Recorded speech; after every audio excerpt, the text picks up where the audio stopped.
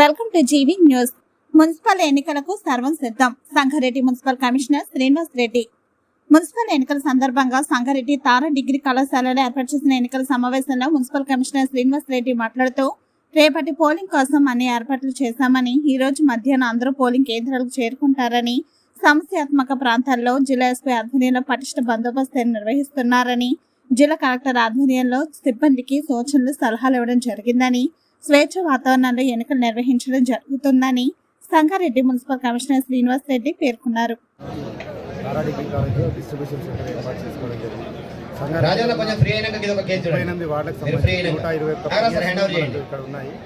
దీనికి సంబంధించి దాదాపు 600 మంది పోలింగ్ సిబ్బంది ఈరోజు రిపోర్ట్. వీళ్ళందరికీ వారికి కావాల్సిన ఎన్నికల సామాగ్రి అంతా ఈరోజు సమకూర్చి ఈరోజు మధ్యాహ్నం వరకు వారి పిఎస్లోకి వెళ్లే విధంగా అన్ని ఏర్పాట్లు చేసుకోవడం జరిగింది.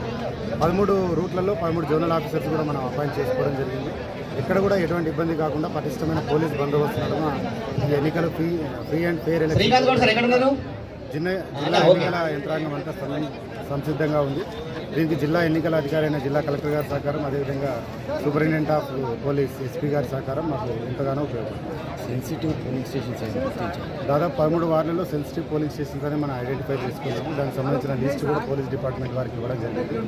ఆయా పోలీస్ స్టేషన్లలో పటిష్టమైన బందోబస్తు ఏర్పాటు చేయడానికి చర్యలు తీసుకుంటాం.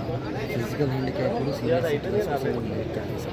ప్రతి పిఎస్లో ఫిజికల్ హ్యాండిక్యాప్డ్ కానీ, అదేవిధంగా వృద్ధులు కానీ ఎవరైనా ఓటు చేయడానికి వస్తే వాళ్ళకి అనుకూలంగా ఉండే విధంగా ర్యాంప్ సౌకర్యం కూడా ఏర్పాటు చేసుకున్నాం. ప్రతి పిఎస్లలో కూడా ఒక్కొక్క వీల్ చైర్ అనేది, అదేవిధంగా వారిని తీసుకెళ్ళడానికి ఒక సహాయంగా సిబ్బందిని కూడా నియమించుకున్నాం.